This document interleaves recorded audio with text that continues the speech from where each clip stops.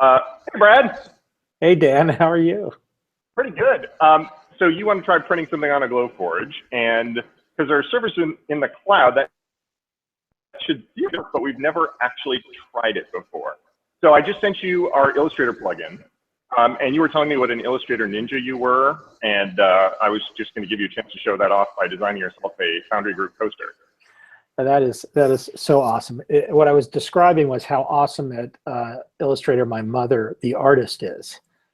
And her son, the me, is probably mostly only able to download and help her install Illustrator. My guess is I can probably center things on a page.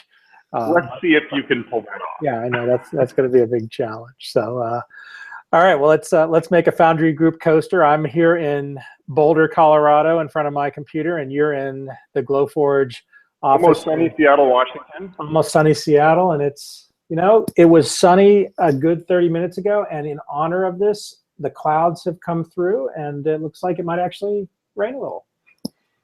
Sympathy rain. I like it. Sympathy rain. All right, let me share my screen, and we can watch what's going on, and you can walk me through awesome. anything I'm fighting with. Sounds good. All right. Illustrator. All right. So what I'm thinking we're going to do is take your Foundry Group logo, drop that in here, and then put a circle around it, which will be a cut outline, and we can use that to go make our coaster. Perfect. So, you ready? I got Illustrator up. I got Illustrator up and running. I loaded the You can see the Glowforge plugin over there. Let's start out by plopping your logo in there. You got the logo as the bitmap? Yep. Here's the logo. Nice. Boop. Okay, that's pretty big. Nice. So if you want to go up to where it says width and height, you can resize that to 3 inches, let's say. All right, let's do that. Inches, and let's do 3 inches. I don't think I got them quite right. There we go. Perfect. If you want to hit over on the left, I think it's the rectangle tool, and underneath that is the circle tool. You can do the outline of your coaster. Yeah, so let's see. Rectangle tool and circle tool. There you go. Let's grab, oops, let's make, what do we want, an ellipse, right? Yeah, sorry, the ellipse tool. And if you just click there, it'll give you a pop-up. Oh, freestyle, nice. How's that? And I need to make it opaque, or not, we need to make it transparent, right? You got it. Okay, it's transparent. I was kidding when you were bragging about your Illustrator skills, but you seem to have this under control. Yeah, that's okay. If you go over to the width and height, you can make that a circle, or if you want to do ellipse, you can do ellipse. I think a circle. I think a circle would be good. So let's do width and height. What do you think? 4 inches and 4 inches? Yeah, although I think it's locked, so when you do that, you're going to have to click that little link between the height and the... That's right. It wants to be an ellipse now. 4 inches. Now we got a circle. Well, that's pretty good. And they're not super aligned, so let's figure out how to do that. Well, the alignment tool is where? So yeah, if you grab the arrow in the top left corner, you can just select everything. Yeah, that's the one. Yeah, so let's go boom, we got you. And then, I don't know, alignment, which one? I think we have a new podcast, VCs Use Illustrator. Yeah, give me a hint. Oh, the alignment stuff's just up at the top. That's right, because when I choose it's the ones up there. All right, so which one's this? So align center, yep, and then align vertical. That's probably this one. Yep. Okay, I feel pretty aligned. Ooh. All right, you ready to print? And ready to print. Just click print. Just click print. All right. So what's going to happen as soon as you do that? It's going to send it from Illustrator up to the Glowforge cloud service.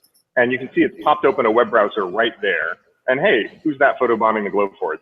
So the lid's open. So right now but you probably want me to put in a piece of like a nice walnut or something for you to print on, right? Yeah, give me some wood that that you can put in an envelope and mail back to me so I can talk to Jason, Seth, and Ryan about my awesome print. So I'm going to go and take this right here, and let's bring the camera over. We'll show actually putting this in the bed of the Glowforge. And actually, hang on, you might not be able to see me very well because I'm still locked on you. Here we go.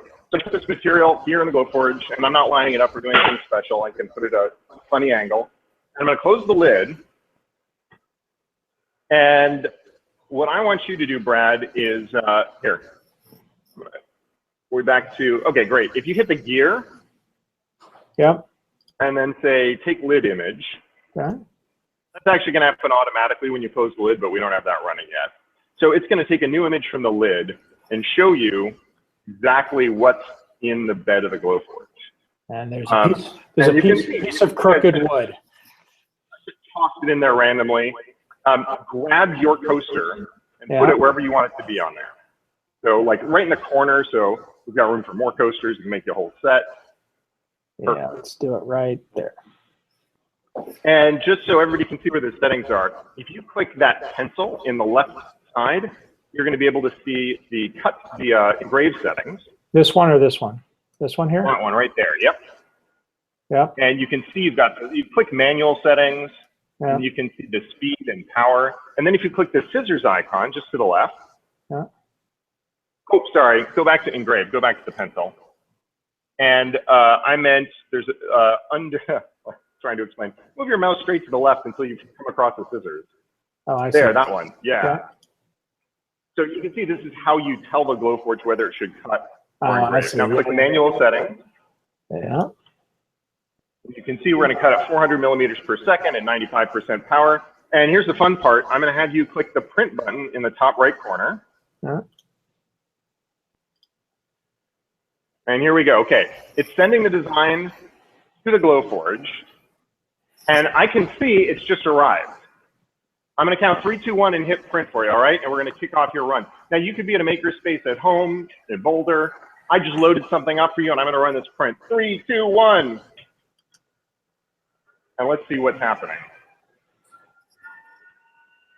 You get the camera over here.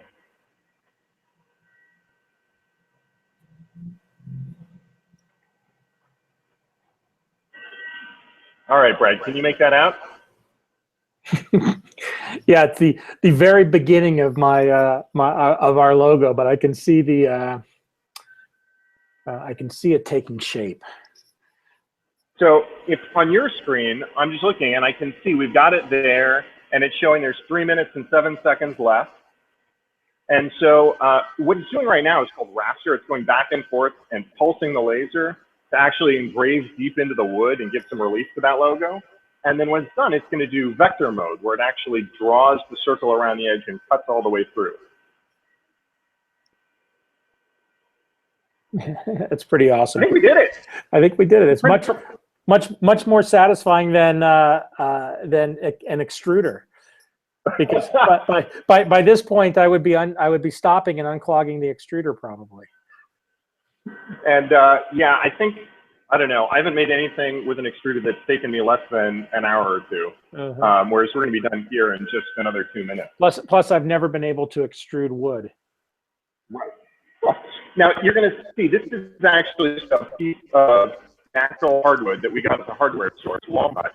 And we put a white sticker on it. You don't have to do that, but it gives you a nicer finish. You can see there's a little bit of that brown that's going to just come away when I peel off the sticker. And while you can buy material from anywhere and use it, we're going to sell material that's already got the white sticker on it, got everything ready to go, so that you can just fire it away. It also has an invisible barcode embedded in it, so that all the settings for the machine are ready to go. Just like you saw, we went in and looked at the settings that you can adjust manually, but you don't have to. Material from Glowforge will actually have those settings embedded in that barcode. Well, there's the foundry part. Yep. It's interesting. I got through. I hadn't thought about the geometry of it, but it must be equal height for the top and bottom, based on the length of time. Oh no, you got to cut the circle around it, so that'll probably take a little bit of time too. I was just noticing that we're at 1:30 left, and that was halfway through. By the way, my camera is showing this in mirror image.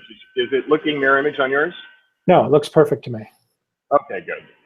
That's just the miracle of the internet. And we're just about done. So the beam that's actually used is so far into the infrared, it's completely invisible. You can't see it, but it's going into that orange window that you see right there. Yep. The only is when it's lighting up the wood so much that it's glowing. Otherwise, it's the thing that you see in like heat vision cameras. Safe lasers. Yep. Now, I don't know if you can hear, there's an exhaust port on the back. With a basic model, which is $19.95, you put the exhaust out a window and you just use a hose from a dryer, which comes with it. For $500 more, you get the air filter, which means you don't need a window. It'll just clean the air for you. And for $39.95, you get the Pro model, which is about 20% faster and lets you do really long materials, like all the way up to 20 inches by as long as you want, because there's a slot where you can put really big materials in. And that's it. Shall we see what comes out? Yeah, fabulous. All right. This is ready to touch right away. Not hot. And here we go. Awesome. And I'm going to peel this off, the protective coating off. There we go.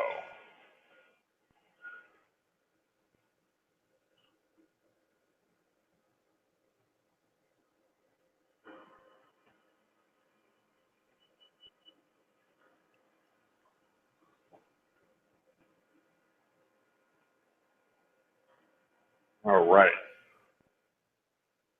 So we've had a lot of folks in the Glowforge community. It's at community.glowforge.com. Anybody can read it, but only Glowforge owners can post there. We've had a lot of folks ask, what's it like to make stuff for Glowforge? So I figured this would be a good way, no cuts, one continuous shot, that people could see what it's like. We used Illustrator, which is one of the most challenging tools to use. I know you saw this, but at Maker Faire, we did 150 prints in just one day. Most of them for kids, because they just drew on the material with a Sharpie and then scanned it and engraved right over the top. They didn't have to use digital tools at all, but you can see the precision that you get by using something like Illustrator or using CAD software or any of those sort of classic professional tools. Get all the little bits off there. There you go. I'm going to throw that in a FedEx envelope for you. Looks great. I'll see it soon. And we're 14 days into the pre-order campaign. And I just pulled up the website. Looks like 7.5, almost $7.6 million sold in 14 days, which is amazing. I'm a happy contributor of at least 3,900 of that for the high-end one. What's the goal? What do you think? What do you think you're going to get to now that you're halfway through almost? The goal was 4 million. Okay, so we're kind of into uncharted territory here. So you're above the goal. That's good. That's progress. We're one of the top 10 crowdfunding campaigns of all time. The biggest 30-day total is Pebble, who had 20 million. So I don't know if we'll get there, but we're going to run up the ranks as far as we can go. 20 million. I'm just excited that so many people want to put one of these on their desk.